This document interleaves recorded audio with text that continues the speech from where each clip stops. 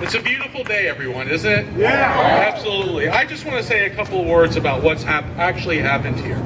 Because there are a number of people who've attacked Bruce Haynes. They said he's flouted the law. They say he's picking and choosing what laws that he wants to obey. They say he's gone rogue. Well, I want to make it clear that Bruce Haynes did exactly what the law commands.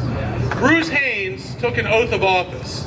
The oath of office does not require him to uphold the Domestic Relations Code of Pennsylvania. The oath of office requires him to uphold the Constitution of the United States of America.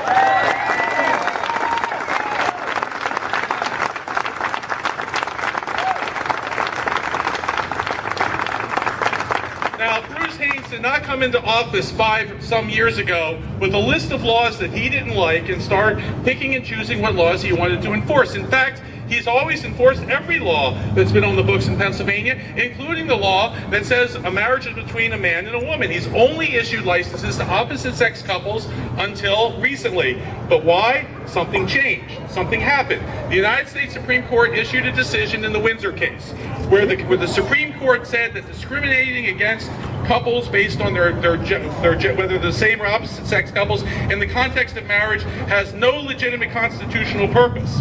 Now, that seems to me to mean that those laws are not long for this world, those laws are constitutionally suspect, and those laws should not be enforced. But it's not just me saying that.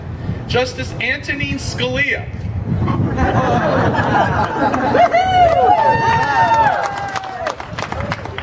I named my firstborn after my favorite Supreme Court Justice. Scalia was my second choice, but Antonin Scalia said he wasn't happy about it, but he said that the majority opinion cannot be read in a way consistent with a discrimination against gay people for marriage.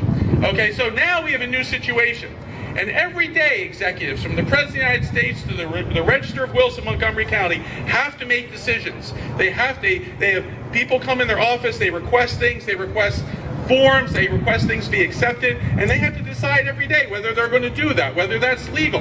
That's completely normal. Most of the time, they're obscure issues. They're issues that don't make it into the newspaper. They're not sexy. They're not interesting. So we don't pay attention to it. But they do this every day, and this is no different. Someone comes in and says, "I want a marriage license for me and my partner."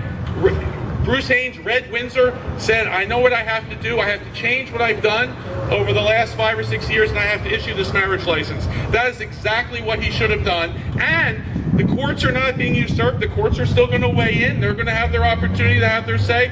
If Bruce Haynes is wrong, they're going to issue an injunction, and he won't issue those marriage licenses anymore. Of course, he's not wrong, but that's a separate issue. Okay?